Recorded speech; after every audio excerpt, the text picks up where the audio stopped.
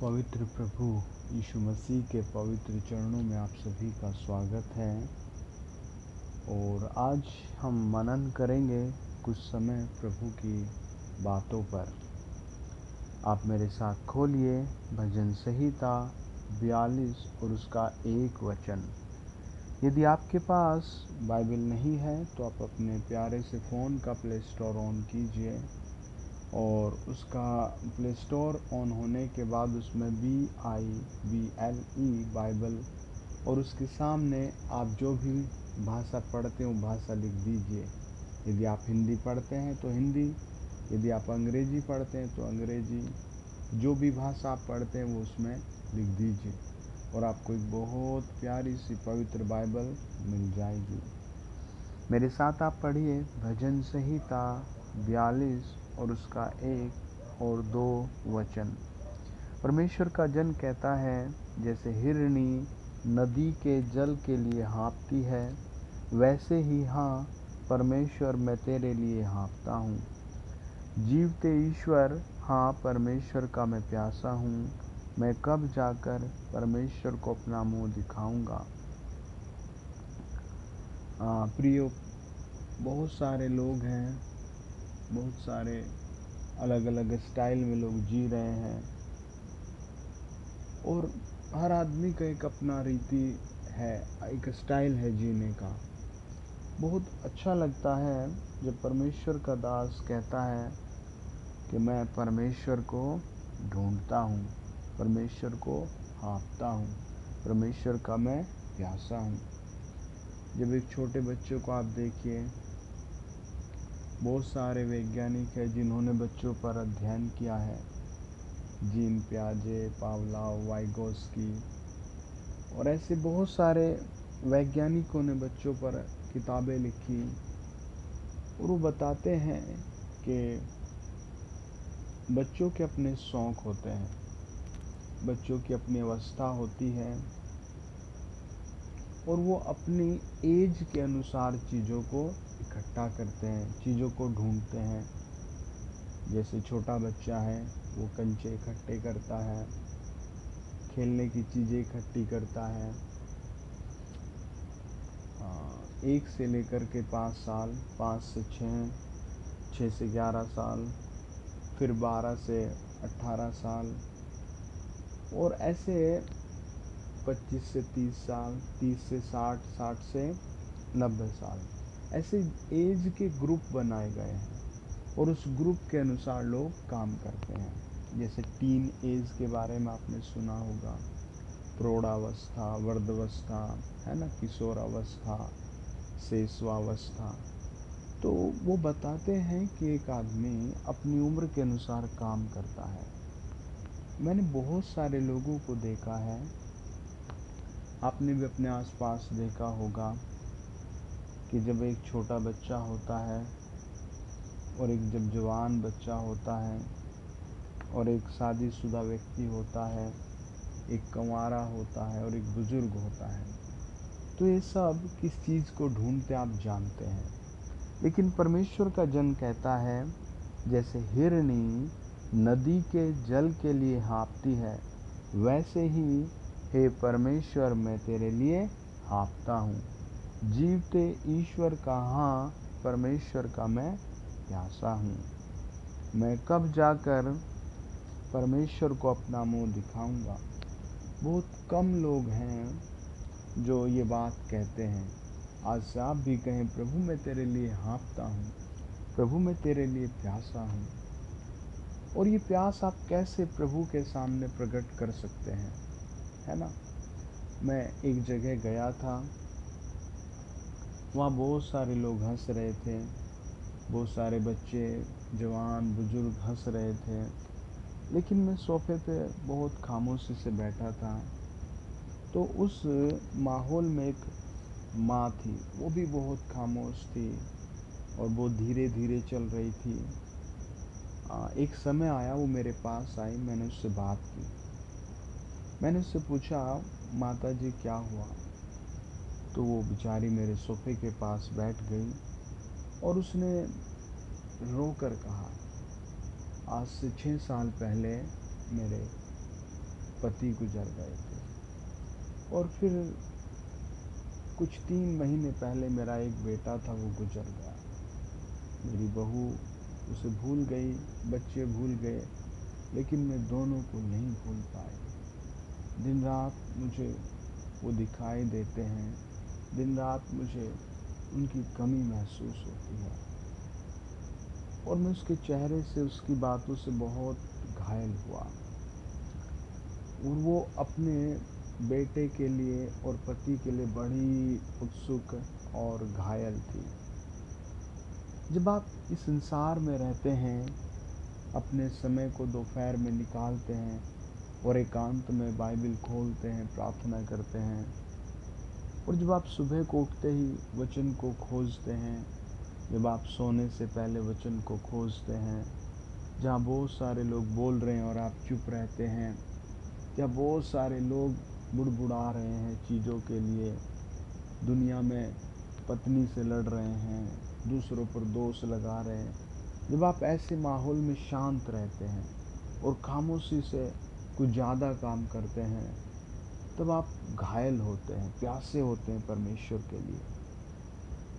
कई बार मैं मीटिंग में जाता हूँ, दूसरों से मिलता हूँ, बहुत सारे भाई बोलते ही रहते हैं, फिर उन्हें मौका मिलता है वो गीत भी गाते हैं, फिर उन्हें मौका मिलता है वो खाना भी खाते हैं, फिर उन्हें मौका मिलता है वो सब कुछ करते हैं। अगर नहीं मौका मिलता तो वो करते रहते हैं कुछ ना कुछ। ऐसे लोग आपके भी आसपास होंगे, हो सकता है आपको भी ऐसी आदत हो। तो आज आप उस आदत को अपनी बदलिए और अपने अंदर परमेश्वर को लाइए, अपने कार्यों में परमेश्वर को लाइए, अपने व्यवहार में परमेश्वर को लाइए, और जिस स्पीड से लोग बातचीत करते हैं उस स्पीड को क्रैक कीजिए, धीरे धीरे कीजिए। जिस स्पीड से लोग तेज़ी से परमेश्वर से दूर जा रहे हैं, आप उस स्पीड को छोड़ करके, तोड़ करके परमेश्वर के नज़दीक आइए धीरे धीरे। परमेश्वर का जन कहता है, जैसे हिरनी नदी के जल के लिए हाँफती है, वैसे ही हे परमेश्वर मैं तेरे लिए हाँफता हूँ।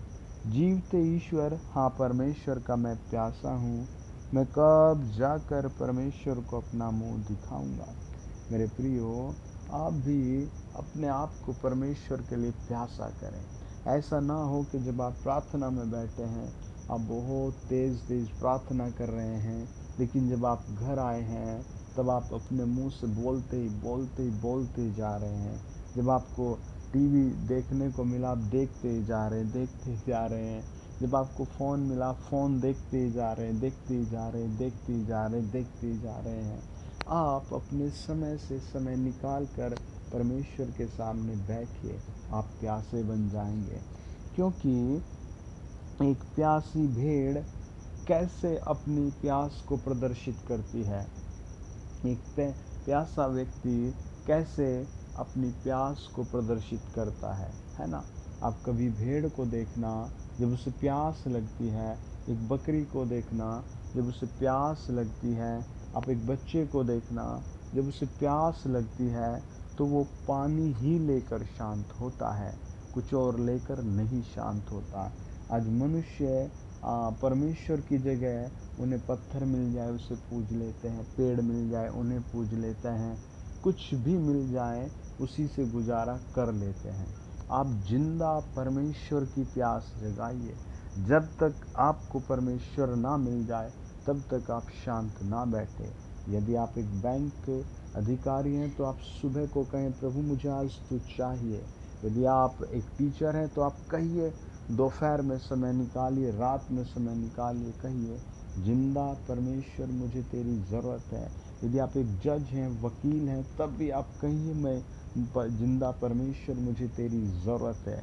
और सबसे बेहतरीन, मुझे बाइबल में परमेश्वर का मैं धन्यवादी हूँ कि मुझे ऐसी पवित्र शास्त्र पढ़ने को मिला। प्रकाशित वाक्य 3:20 कहता है, यीशु मसीह दिल के द्वार पर खड़ा है। यीशु मसीह दिल के द्वार पर खड़ा है। मैंने एक गवाही पढ़ी थी एक भाई की।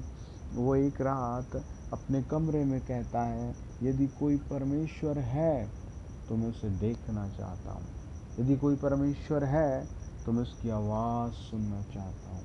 3 दिन में यदि परमेश्वर है तो मुझे आकर प्लीज़ दर्शन दीजिए। यदि परमेश्वर नहीं है तो 3 दिन के बाद मैं अपने आप को मार दूंगा, आत्महत्या कर लूँगा। और वो 3 दिन तक अपने कमरे में रोता रहा, बिलखता रहा, कहता रहा, हे परमेश्वर मुझ पर दया कर। इस दुनिया के सैकड़ों सैकड़ों मनुष्यों के नाम लेकर पुकारता रहा जो इतिहास में या आपके आसपास के माहौल में अपने आप को भगवान ईश्वर कहलाते हैं। हजारों हजार उन लोगों के वो नाम लेकर पुकारता रहा जो इस दुनिया में जगह जगह अपना कुछ न कुछ भव्य स्थान बनाए रखते हैं। पुकारता रहा कि आप आओ, मुझे दर्शन दो। लेकिन जब सुबह आई 3 दिन बाद वो रेलवे ट्रैक पर पहुंच गया तो उसका सर बहुत दुखी था, उसका सर झुका हुआ था। उसके हृदय में एक ही बात थी, इस दुनिया में कोई भी परमेश्वर नहीं है, इस दुनिया में कोई भी जिंदा परमेश्वर नहीं है।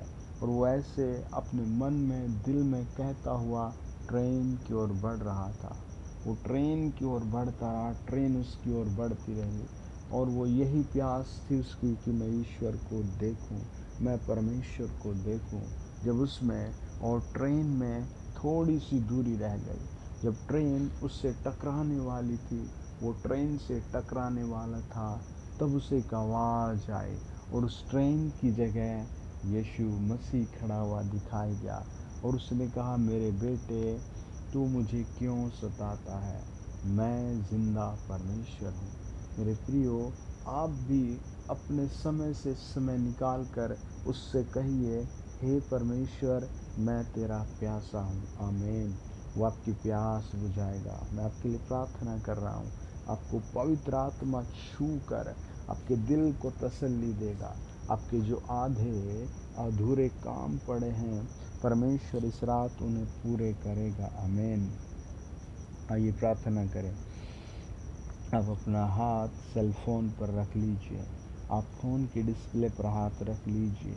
ओ जीसस, प्यारे पवित्र प्रभु यीशु मसीह, जितने भाई बहनों ने बाइबल डाउनलोड किया है उनकी फाइनेंशियल कंडीशन को आप ठीक करें। जितनों ने प्रभु जी डिस्प्ले पर हाथ रखा है, इन्हें अपने लहू से धोकर आप शुद्ध करें, पवित्र करें। इनके घर से, मन से, हृदय से, जीवन से अशुद्ध चीज़ें निकालें, अशुद्ध आदतें निकालें, अशुद्ध लोगों को इनकी ज़िंदगी से आप दूर करें।